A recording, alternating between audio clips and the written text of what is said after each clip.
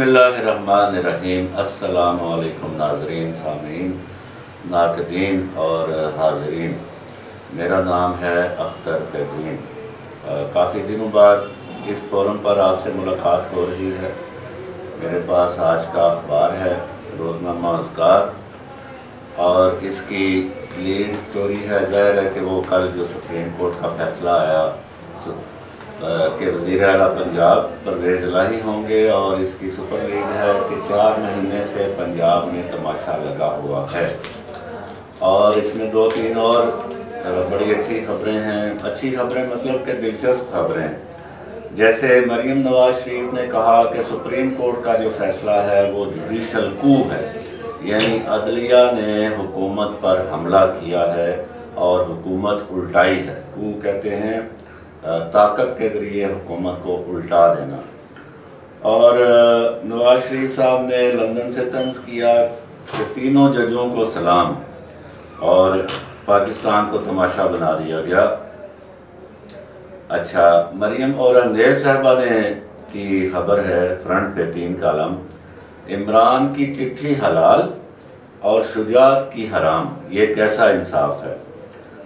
और सदर मुमलकत जनाब डॉक्टर मोहम्मद आरिफ अलवी साहब, वो भी 2-3 दिन से ज़रा फार्म में आए हुए हैं, क्योंकि टाइम उनका चल रहा है, तो वो भी बयानात जारी कर रहे हैं बड़े बड़े मौज़ूआत पे, जो कि उनका काम नहीं है। वैसे वो कहते हैं जी कि आर्मी चीफ की कबल अज़ वक्त तकर्री में कोई हर्ज नहीं, कोई हर्ज नहीं तो मुकर्रर करें, आगाज़ करें।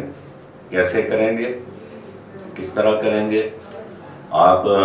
अब ये बयान आपने जारी किया है सहाफ़ियों से गुफ्तगू में, और आगे उन्होंने कहा कि सियासत में फ़ौज का कोई किरदार नहीं, मसाइल का हल पार्लिमानी निज़ाम है, तमाम फ़रीक राज़ी हों तो मुज़ाकरात के लिए किरदार अदा कर सकता हूँ।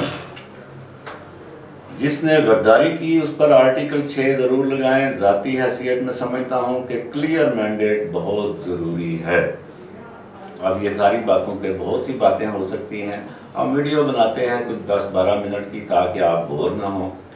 अब आर्मी चीफ की कबल अज़ वक्त कर रही, यही तो मसला आपका था जब 9 अप्रैल को यही काम आपका वज़ीर आज़म करने जा रहा था, जिसकी बुनियाद पे फिर वो हेलीकॉप्टर एक आया और वज़ीर आज़म हाउस में उतरा, और उसके बाद की वो सारी कहानियाँ हैं। मैं तो नहीं मानता, लेकिन लोग कहते हैं कि इमरान खान को ज़बरदस्ती वहाँ से भेजा गया, और लोग ये भी कहते हैं कि थप्पड़ मारे गए। मैं ये नहीं समझता वैसे कि थप्पड़ मारे गए तो, और कहते हैं सियासत में फ़ौज का कोई किरदार नहीं। अब सदर मुमलकत के ओहदे पर बैठा हुआ शख्स भी इस तरह की लायानी बातें करे, सियासत में फ़ौज का कोई किरदार नहीं, तो कोई मानेगा? कोई आप मुझे बताएं, PTI वाले बताएं कि वो मानेंगे? तो इस तरह की बात, सदर मुमलकत हैं आप वो बात करें जो कि ठोस बात है, और जो बात जो है वो कोई नई बात हो, कोई दानिशमंदाना बात हो। मसाइल का हल पार्लिमानी निज़ाम है। भाई आप और आपका वज़ीर आज़म जो साबका है वो तो चल रहा था सदारती निज़ाम की तरफ, और 18वीं तरमीम के हवाले से आप लोगों ने ही एतराज़ात उठाए थे, क्योंकि 18वीं तरमीम में जो NFC है उसका 60% से ज़्यादा चला जाता है सूबों को, तो यही आपको मेन तकलीफ थी। और आप वैसे भी सूबाई खुद मुख्तारी के इसलिए भी ख़िलाफ़ हैं कि आपका मिजाज आमिराना है, और आमिराना एक स्टाइल ही होता है सदारती निज़ाम में, और उसमें सूबे कमज़ोर हो जाते हैं। आपको तो ये भी नहीं पता सदर मुमलकत साहब के पाकिस्तान सदारती निज़ाम का मुतहम्मल नहीं हो सकता। आपको बलूचिस्तान की कैफियत का नहीं पता, आपको KPK और ये जो फाटा के इलाकों में जो चल रहा है ये नहीं पता, आपको खुद सिंध का नहीं पता, आपको कि सिंध कितना मरकज़ गुरेज सूबा है। तो ये लायानी बातें आप ना करें।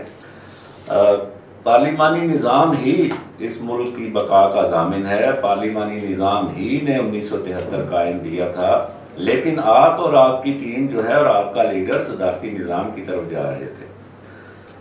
अच्छा, जिसने गद्दारी की उस पर आर्टिकल 6 ज़रूर लगाएं। भाई लगा तो दिया है सुप्रीम कोर्ट ने, उसी ने जिसके इस परवेज़ इलाही के फैसले पे आप छलांगे मार रहे हैं PTI वाले, उसने आर्टिकल 6 लगा तो दिया है। اب رکا ہوا کام کہاں ہے کہ حکومت اس پہ ایکشن نہیں لے رہی، امپلیمنٹ حکومت نے کرنا ہے آرٹیکل 6۔ آرٹیکل 6 آپ کے اوپر، عمران خان صاحب کے اوپر، قاسم سوری کے اوپر لگ چکا ہے۔ آپ کی اطلاع کے لیے عرض ہے، آپ نے اتنا جو بڑا سیٹ اپ ہوتا ہے ایوان صدر میں، اتنے سارے وہاں پہ افسران ہوتے ہیں، کسی نے آپ کو بریف نہیں کیا ابھی تک؟ آپ آرٹیکل 6 آپ پہ لگ چکا ہے صدر مملکت صاحب۔ کلیئر مینڈیٹ بہت ضروری ہے، تو لائیں کلیئر مینڈیٹ، وہ نہ پنکچر نہ لگوائیں۔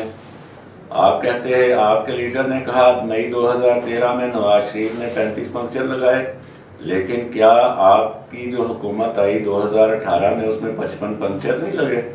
کلیئر مینڈیٹ کریں، کیا وہ 55 سیٹیں جو ہیں وہ 500 اور 1000، جب وہ سسٹم بیٹھ گیا تھا تو 500 اور 1000 ووٹ ڈال کر آپ کے امیدوار نہیں جتوائے گئے؟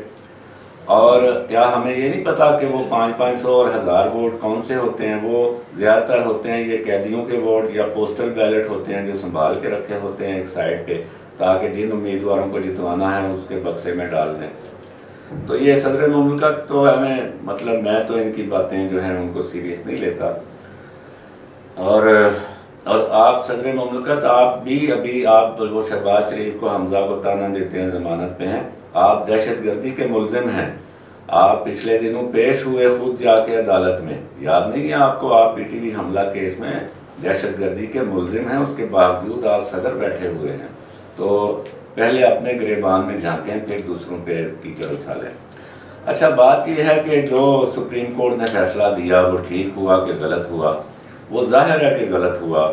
لیگل ایکسپرٹس اور جو کونسلیں ہیں اور جو وکلاء تنظیمیں ہیں وہ اعلان اور ثبوت کے ساتھ وہ پچھلا فیصلہ بھی دے چکی ہے، سوشل میڈیا پہ موجود ہے، ریکارڈ پہ بھی موجود ہے۔ انہوں نے کہا کہ پارٹی ہیڈ فیصلہ کرے گا، اور اب جب پی ٹی آئی زد میں آ گئی تو انہوں نے یو ٹرن لے لیا، ججوں نے بھی یو ٹرن لے لیا۔ چلے خیر، پرویز الہی کو کر دیا، ٹھیک ہے، اوکے۔ بات یہ ہے کہ پرویز الہی تو سب سے پہلے پی ڈی ایم کے امیدوار تھے، اور شجاعت صاحب اس کے حق میں تھے، اور شجاعت اس کے بڑے بھائی ہیں، اور 40 سال کا، اس پہ میں نے آج لکھا ہے کہ جو 40 سال کا بھائی چارہ بھول گیا 4 دن کی چاندنی کے لیے، وہ اب پی ٹی آئی والوں کا چاند چڑھائے گا۔ تو یہ کیسی ایک فضول سی خواہش ہے۔ اور پرویز الہی کے انٹرویو آپ سن لیں جس میں وہ کہہ رہے ہیں کہ عمران خان کے بارے میں کہ یہ 3.5 سال تو اس کو نیپیاں بدلواتے رہے، اس کو نیچے اتاریں گود سے، اس کو چلنا آئے۔ اور پھر وہ کہتے ہیں کہ یہ وعدہ خلاف آدمی ہے، اس کا ٹریک ریکارڈ خراب ہے۔ اور اس سے پہلے ایک انٹرویو میں انہوں نے گلہ کیا کہ جنرل پاشا جو ہیں وہ ہمارے ممبران توڑ کر پی ٹی آئی میں لے جا رہے ہیں۔ یہ ساری چیزیں اپنی جگہ موجود ہیں۔